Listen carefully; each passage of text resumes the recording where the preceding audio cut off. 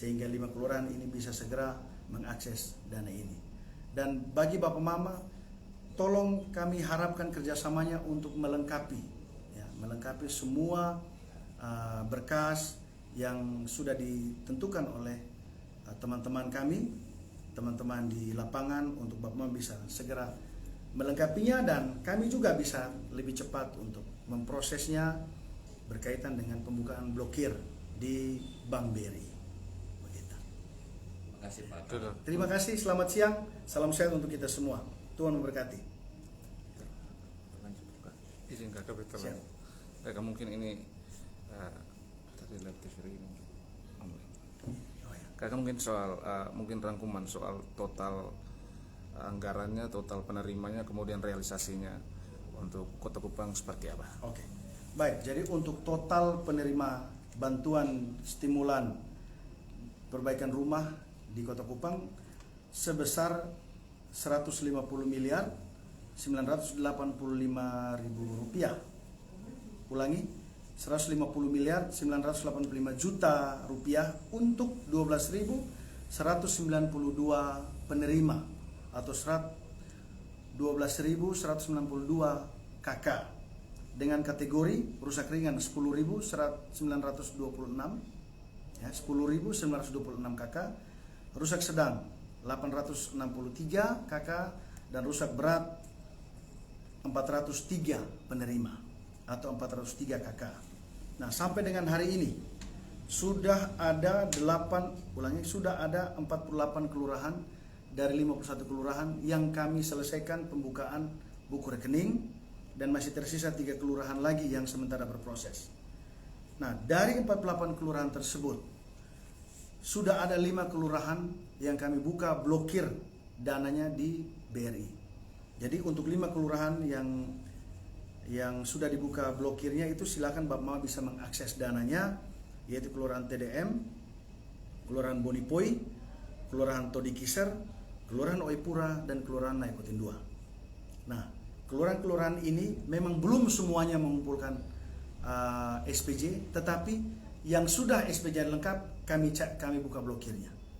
Ya, jadi untuk kelurahan-kelurahan 5 kelurahan ini silakan sudah bisa berproses dengan catatan SPJ-nya sudah selesai dikumpulkan, dan ini semakin mempercepat kerja dari teman-teman di BPBD juga. Komitmen untuk menyelesaikan penyaluran dana ini seperti apa Pak Kalak? Yang pertama, komitmen kami sesuai dengan komitmen pemerintah kota. Ya, komitmen Bapak Wali Kota Kupang untuk kerja tuntas, kerja tulus, kerja jujur terkait dengan bantuan dana stimulan ini. Dan kami berkomitmen sesuai dengan waktu yang diberikan oleh pemerintah pusat, yakni pada bulan Mei 51 kelurahan sudah harus dibuka rekeningnya.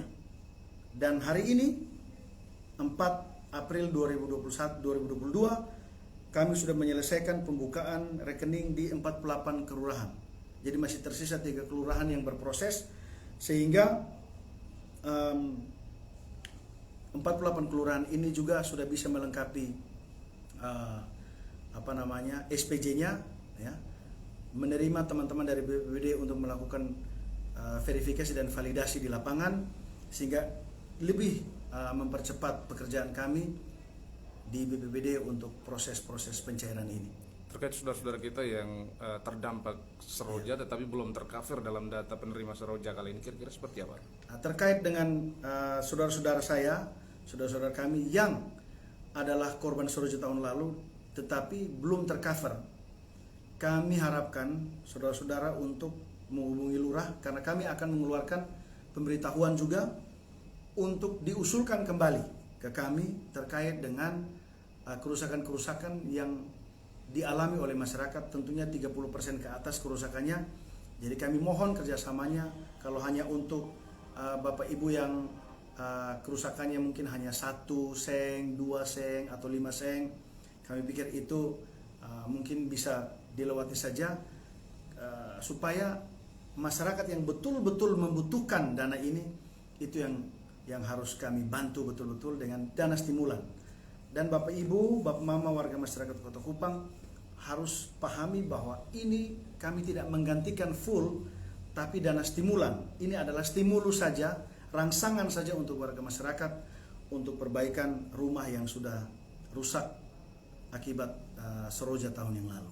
Himbauan dan juga penegasan untuk warga yang ada berbagai macam isu yang menyebar di masyarakat bahwa ada campur tangan, ada semacam keikutsertaan intervensi dari dinas dinas sendiri untuk dalam hal pembelanjaan, mungkin itu. Oke. Yang pertama, masyarakat tidak perlu percaya dengan informasi-informasi yang beredar di luar yang tidak jelas sumbernya. Sumbernya hanya satu, yaitu BPBD Kota Kupang. Yang kedua, untuk warga masyarakat yang selama ini mendengarkan bahwa nanti yang belum mengerjakan rumahnya itu harus ambil di toko A atau harus ambil di toko B. Itu informasi yang tidak benar. Masyarakat mempunyai hak untuk menentukan sendiri di mana masyarakat mau mengambil bahan bangunan untuk mengerjakan rumah mereka masing-masing. Saya kasih contoh, misalnya di Kelurahan Kelapa Lima, di RT 01 misalnya, ada 10 penerima bantuan dana sosial di situ. 10 orang ini silakan berembuk. 10 kakak ini silakan berembuk untuk menunjuk secara langsung di mana mereka harus mengambil bahan bangunan itu. Jadi pemerintah Kota Kupang dalam ini BPBD tidak punya kewenangan untuk menunjuk itu. Kewenangan itu secara bebas ada di warga masyarakat penerima bantuan Seroja ini. Jadi kalau apabila ada informasi yang menyatakan bahwa kami BPBD sudah ada kerjasama dengan toko-toko bangunan di Kota Kupang, itu tidak benar. Kami tidak melakukan kerjasama dengan pihak manapun terkait dengan penyiapan bahan-bahan bangunan. Silakan masyarakat dengan bebas mau mengakses toko bangunan yang mana, silakan, terserah warga masyarakat. Himbauan kepada masyarakat soal penyaluran dana ini yang menurut masyarakat saat ini terkesan lambat. Himbauan kepada masyarakat. Kami sampaikan dulu bahwa dana ini baru cair